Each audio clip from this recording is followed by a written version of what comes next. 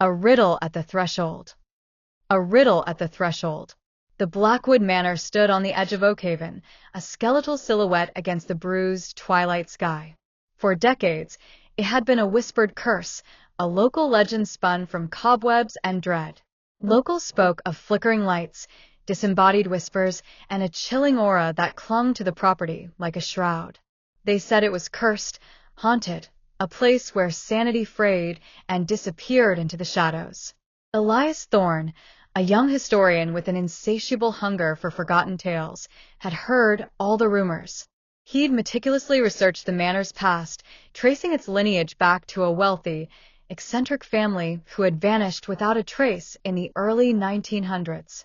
No bodies, no note, just an empty house and a lingering sense of unease.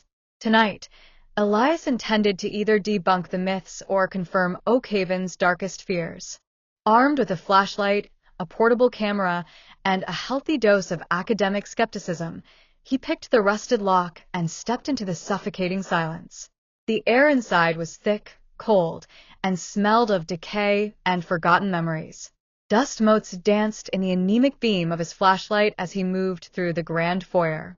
The furniture, draped in white sheets like spectral figures, cast grotesque shadows.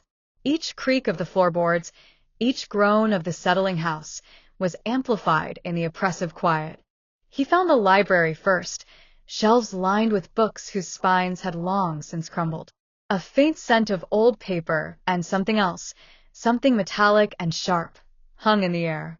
Upstairs, the silence was even more profound. The bedrooms, though equally abandoned, held a strange stillness, as if waiting. Elias felt an almost palpable pressure, not of fear, but of immense, unspoken history. He set up his camera in the master bedroom, aiming it at the ornate, four-poster bed. He planned to spend the night here, documenting any anomalies. Hours crawled by. The wind outside howled, mimicking distant wails. Branches scraped against the windows like skeletal fingers. Elias's initial skepticism began to waver, replaced by a growing sense of unease. Then, just before midnight, a faint, rhythmic thump-thump-thump echoed from the floorboards beneath him. Not a settling sound, but something deliberate. His heart pounded. He grabbed his flashlight, the beam trembling slightly, and descended to the first floor. The sound was coming from the kitchen, a room he had only briefly glanced into earlier. As he pushed open the swing door, the thump-thump-thump grew louder, more distinct. It was coming from the floor, specifically from a section near the old cast-iron stove. He knelt, shining his light. The floorboards there were newer, distinct from the ancient, warped wood surrounding them. He ran his hand over the surface, feeling a subtle unevenness. Driven by a morbid curiosity, he found a loose board and pried it up. Beneath, there wasn't a hidden compartment, or a grave, or anything supernatural. Instead, there was a small, meticulously crafted wooden box. It was plain, unadorned, but heavy. As he lifted it out, the rhythmic thump-thump-thump stopped. It had been the sound of the loose floorboard, disturbed by something within. With trembling hands, Elias opened the box. Inside, nestled on a bed of faded velvet, was not gold or jewels, nor a diary of confessions. It was a single, perfectly preserved human heart, suspended in a strange, amber-colored fluid.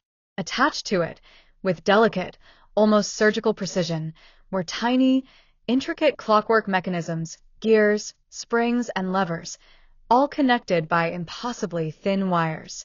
A minuscule winding key protruded from one side. The silence that followed was deafening. It wasn't supernatural. It was something far more chilling. The meticulous craftsmanship, the chilling preservation, the sheer audacity of it. This wasn't a ghost story.